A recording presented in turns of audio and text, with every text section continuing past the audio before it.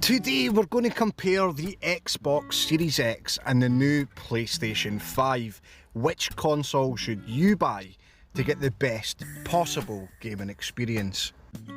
We're going to be comparing the Xbox Series X versus the PlayStation 5. Now we're going to do that across design, performance, gameplay, graphics and controller, as well as taking a look at the services on offer from Microsoft and Sony. Starting off, the Xbox Series X has reduced in size by 60%. This has allowed a new gaming fan system to be installed in its new tower-like design, meaning it's going to take up even less floor space on your gaming unit, however provide you even more performance than you've ever had before. This new gaming fan is going to keep your system running cooler for longer, and it's also going to make sure that your system runs silently and smoothly for those long night gaming sessions. But what truly makes the Xbox Series X a brand new next generation console is all down to the performance. The Xbox Series X boasts a massive 8-core 3.8 GHz CPU, a massive 12 teraflops of graphic processing power, a humongous 16GB of GDDPR6 Ram, and a massive 1TB internal hard drive.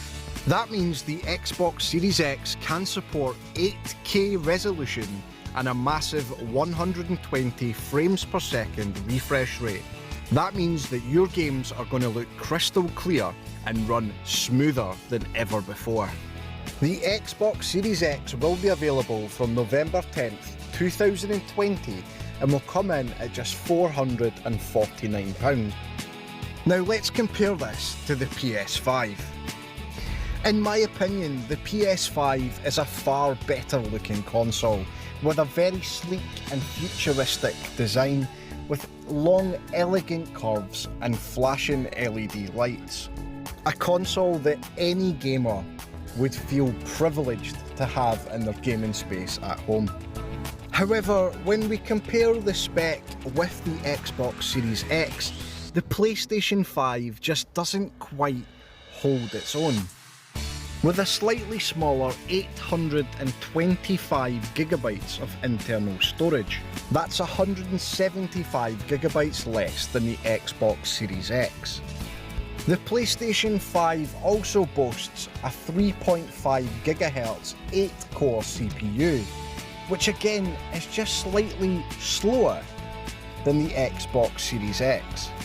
The PlayStation 5 boasts 10.3 teraflops of graphic processing power, which again is a drop of 1.7 teraflops versus the Xbox Series X. The PlayStation 5 also boasts 16GB of GDDR6 Ram, 8K resolution and up to 120 frames per second, making it on par with the Xbox Series X in those areas. But don't rule the PlayStation out just yet.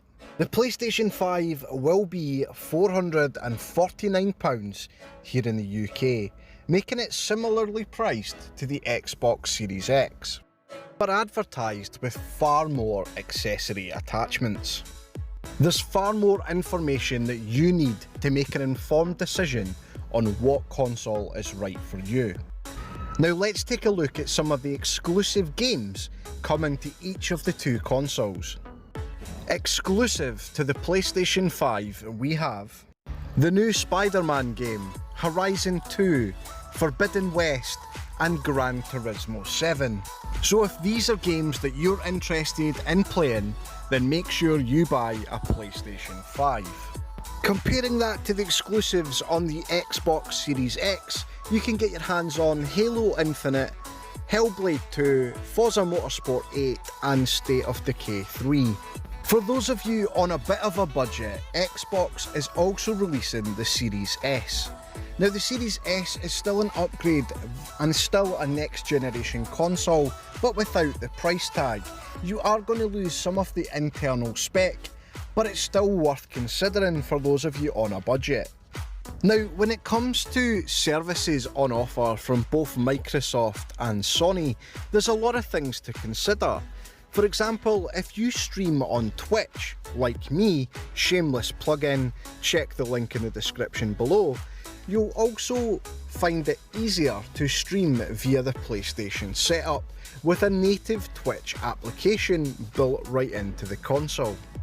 Both consoles will require additional monthly paid services in order to play online multiplayer experiences for games such as Call of Duty Cold War. In summary, I would say that the PlayStation 5 wins across design and controller, and the Xbox Series X wins based on performance, gameplay and graphics.